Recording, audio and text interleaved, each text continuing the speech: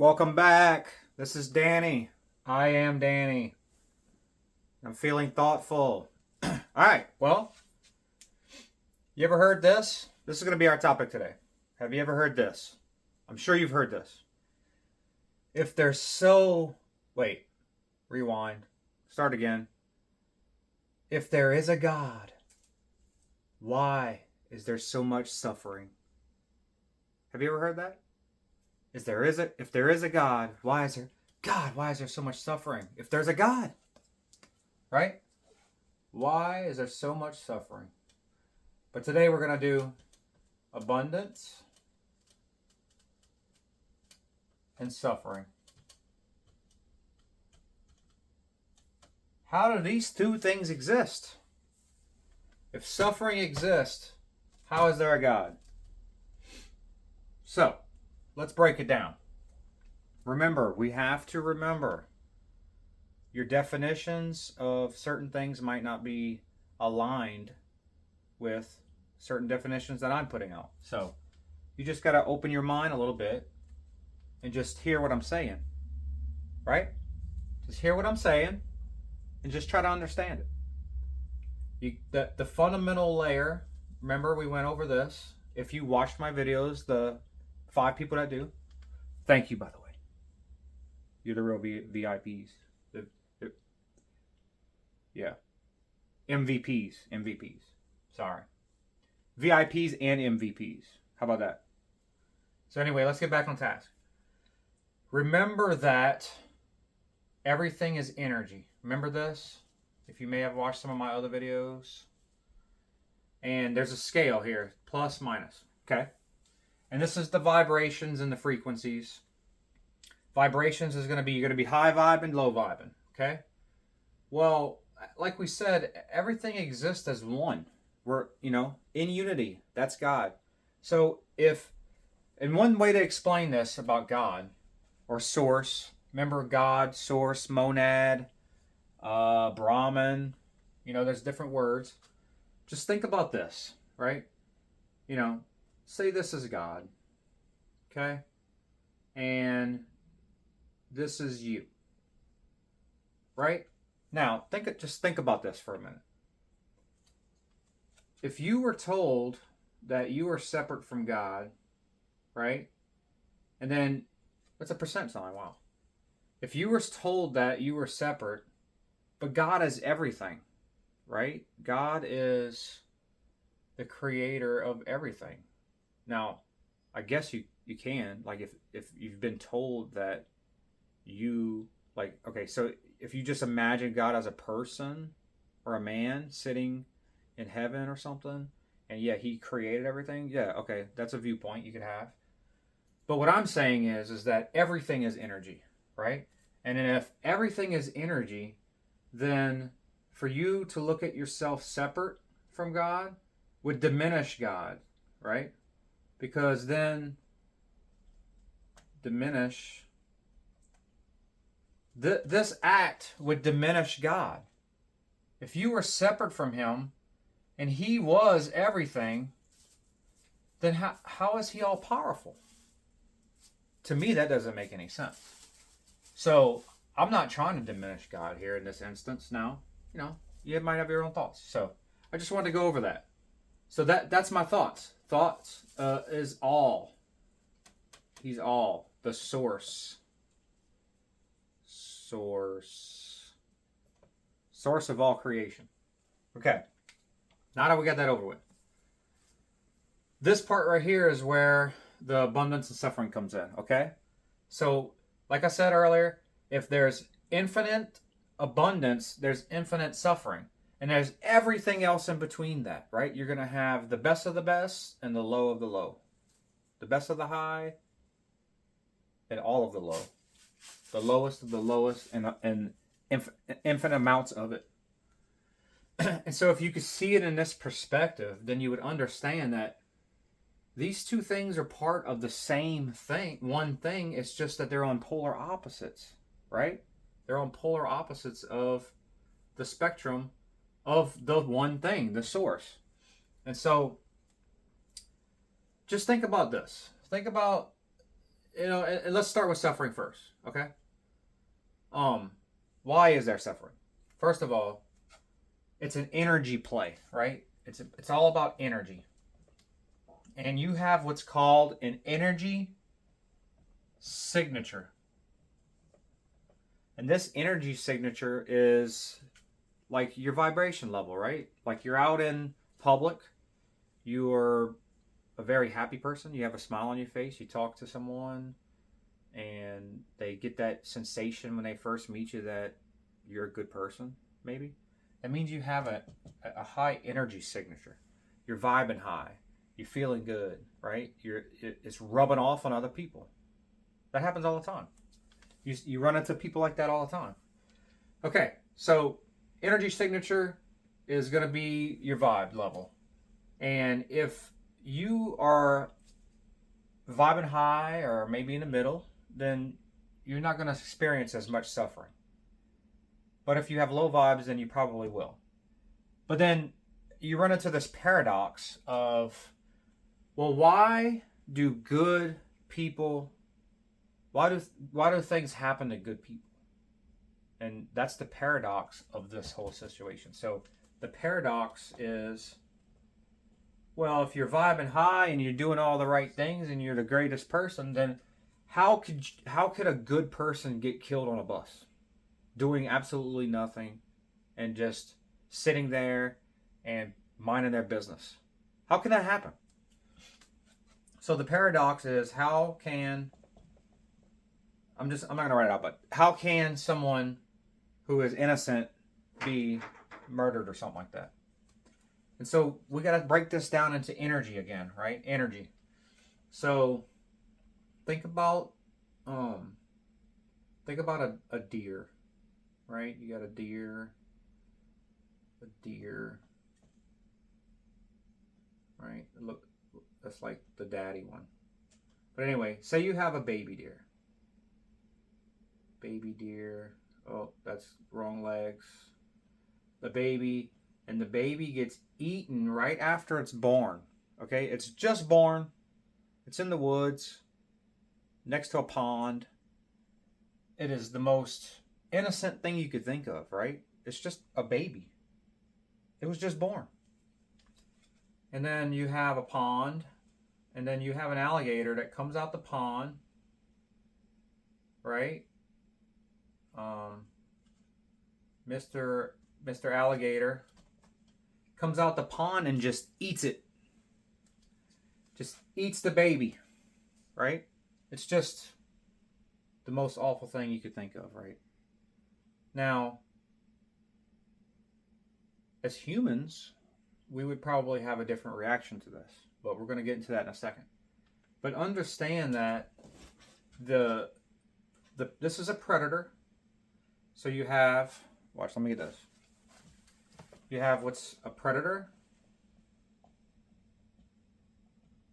and a prey. Right?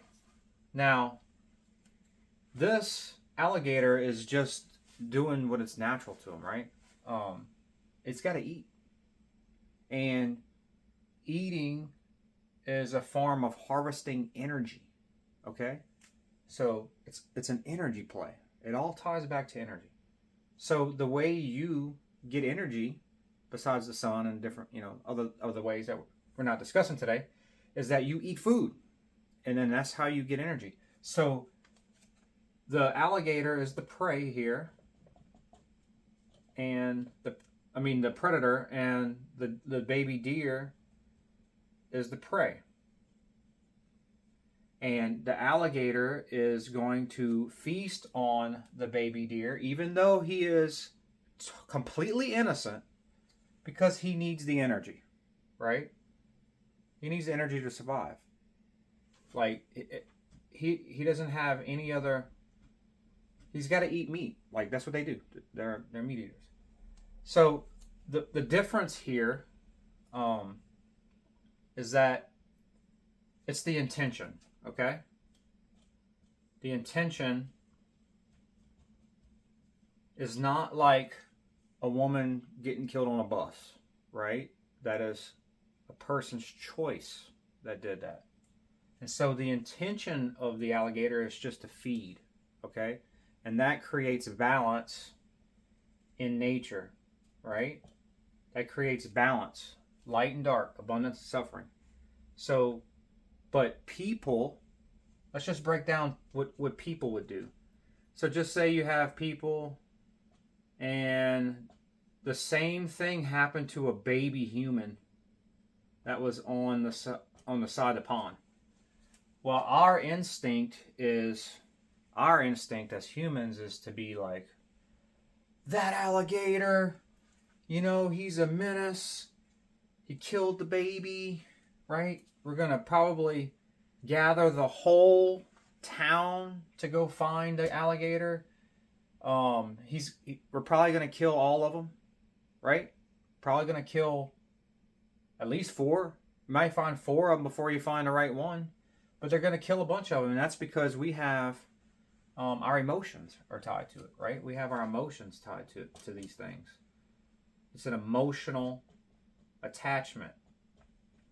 Rightly so, right? Because, it's a baby.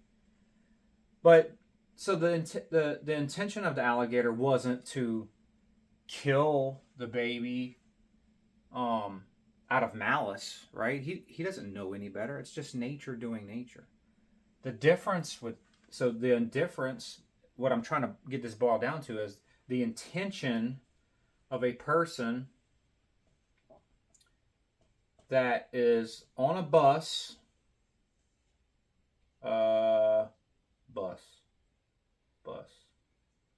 right? On a bus, stabs a woman.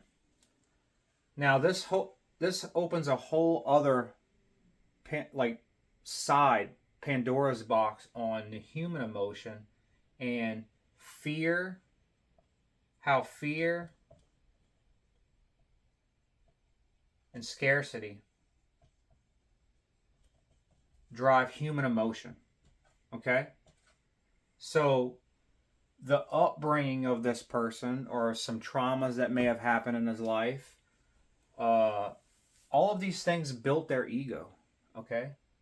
And so now they are a predator still preying because they need energy. So they're probably vibrating at a very low frequency here. And so they live a life of suffering, right? Internally. Their life is full of suffering. And so these people have to feed off of someone higher vibe because it's an energy mismatch, right? They are very low and they can't create their energy. Their mind is not focused on creating energy or directing their energy in the right place.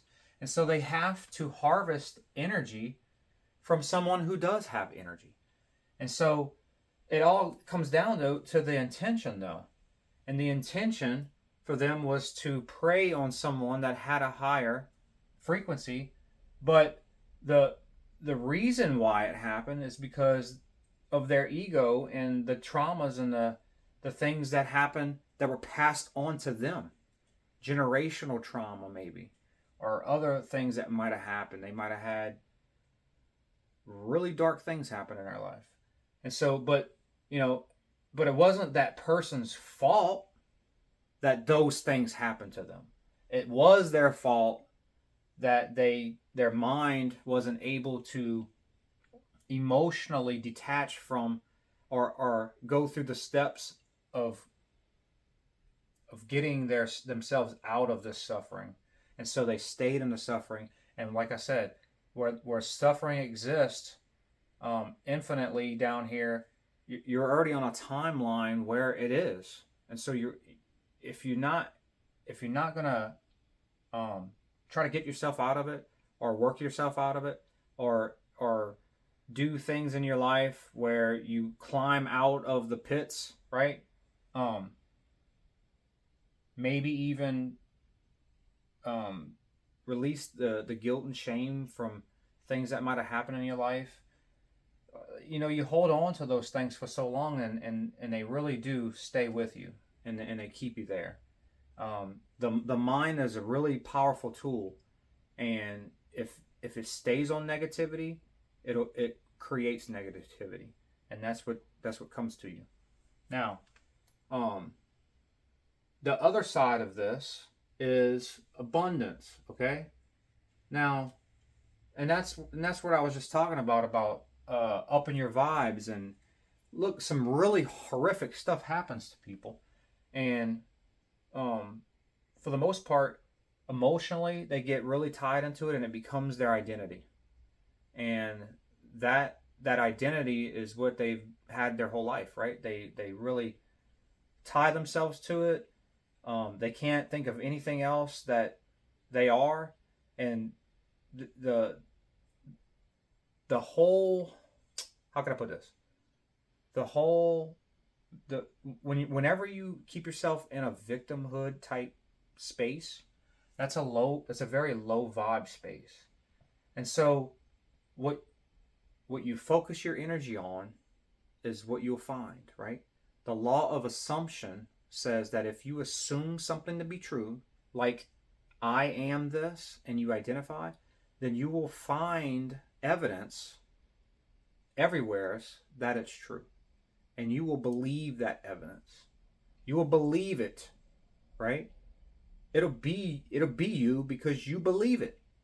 And so if you can begin to crawl out of that space in your head, not let some things really emotionally drag you down to the bottom of the river, you can get yourself out of here and experience abundance. Now, once you get yourself up here and you're in these timelines, I'm not saying that you won't have some crazy stuff going on in your life where you have to work through it, and it's going to be difficult.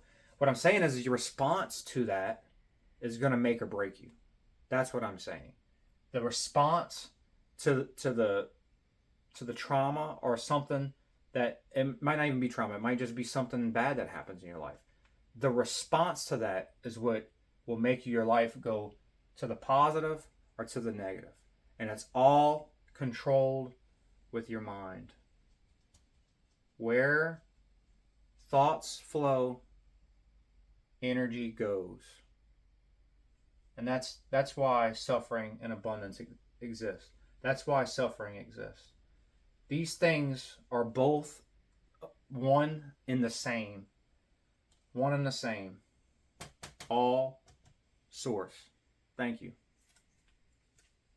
Peace.